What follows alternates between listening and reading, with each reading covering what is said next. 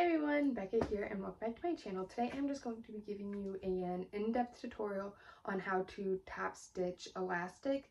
This is very common in waistbands where there is a casing, so that means you have a separate waistband piece, you sew that on, leave a hole, and you thread your elastic through. So as you can see, this is a pair of pants that I made a while ago, and you can see the waistband is sewn on here and then the elastic is slid in, and then you top stitch the elastic that gives it this gathered look. And this can be really intimidating at first, but it is actually very simple, and it just requires a little bit of practice to get a hang of the proper technique. So let's go ahead and get started.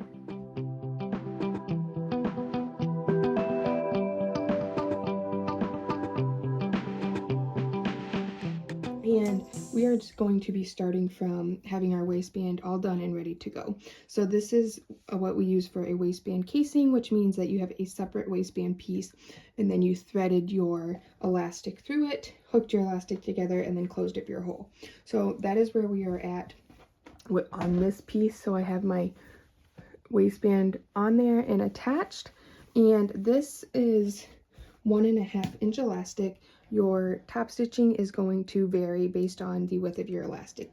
If it's 1 inch, you might only put one line in. I would usually like to do 2 unless it's really wide elastic, like 2.5 or 3 inches, then maybe I'll do a couple more rows of top stitching, but usually 2 is good.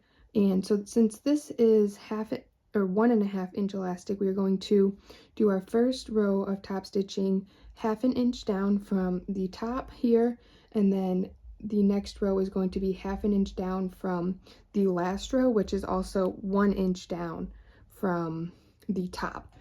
So what we're going to do is I like to start on my top row first and then move into my bottom row. It doesn't really matter, it's kind of just preference. But what you're going to do is, I will show you this on my machine as well, but when you're going to put your presser foot down on top of your, let me move you down so I can see better. Okay, there we go. So we're going to put our presser foot down on where we are starting, and you are going to pull from front and back of your machine behind the presser foot and stretch this out. So especially since this is a woven fabric, if it's knit, your fabric might have a little bit more give, and you can pull it kind of past the point of the normal fabric size.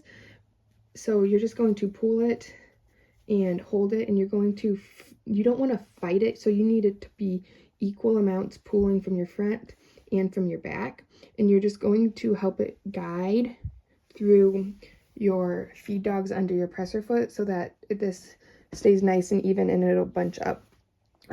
The other thing before you do that, also make sure you like kind of fluff out your elastic to make sure that the ruffles are relatively even before you start, because sometimes when you first put it in, your ruffles can all be bunched up to one side, and then you're just kind of not setting yourself up for success if you don't even those out before we top stitch. So I'm going to take this over to my machine and kind of walk you guys through how I'm going to be top stitching it a little bit more in depth with my machine. I'm going to try and show you from a couple different angles just because it's kind of hard to see what all is going on. But the first thing is I set my stitch length to a straight stitch and my stitch length to about a 3 to 3.5, because you want it to be a little bit longer because your stitches are going to squish in once you let go. So I like to start, I usually do it from the inside on the top. Again, this is kind of just personal preference, it doesn't really matter, but I'm going to put, I have this little seam gauge, which is just a magnet that is really nice because it makes kind of a wall to guide my elastic or my edge even when I'm sewing. If not, just make sure you find your 1/2 inch seam marker on your machine. And I also like to start, like, this is the side seam of my waistband.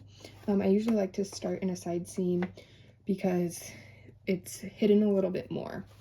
And so the first thing I'm going to do is I'm just going to kind of stretch here and get my back stitching in, and then here I'm going to now pull from the front. Let me move it back a little bit. So I'm pulling from the front and back evenly, and I'm just going to push my pedal down, keeping this edge lined up here, and just feed it through. So I go to about to where my hand was, and then I flip it over and go again.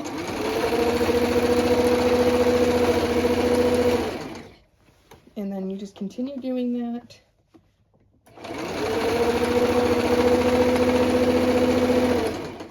until you're back to beginning. So again, you want to make sure you're not pulling it too much forward or too far backwards, because then your stitching will kind of jump stitches.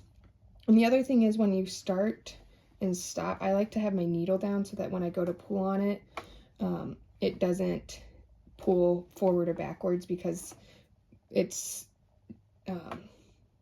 secure in there with the needle down.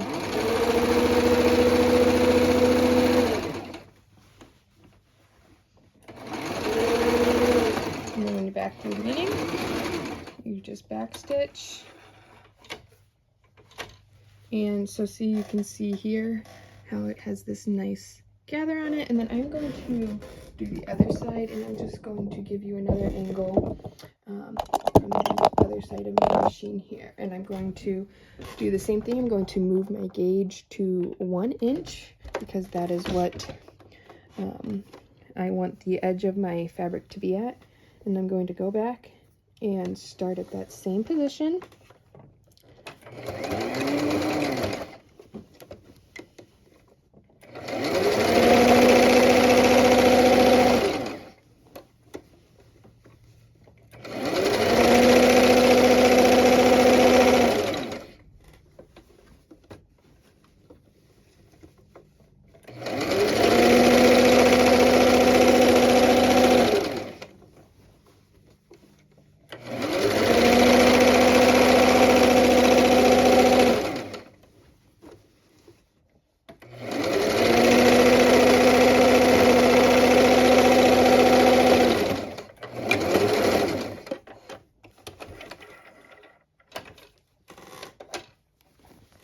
And then you just trim your fabric or your threads, and you are done.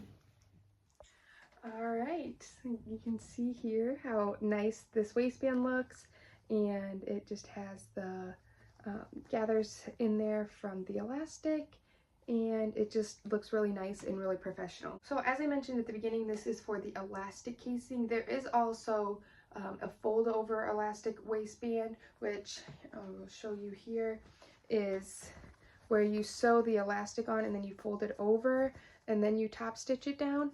And so that is separate. It is kind of the same idea. I do have a video tutorial for that, so I will link it down in the description. But if you have any questions, feel free to leave me a comment, or you can also reach out to me on Instagram at @SewBex. And if you found this video helpful, make sure you give it a thumbs up and subscribe to my channel for future videos.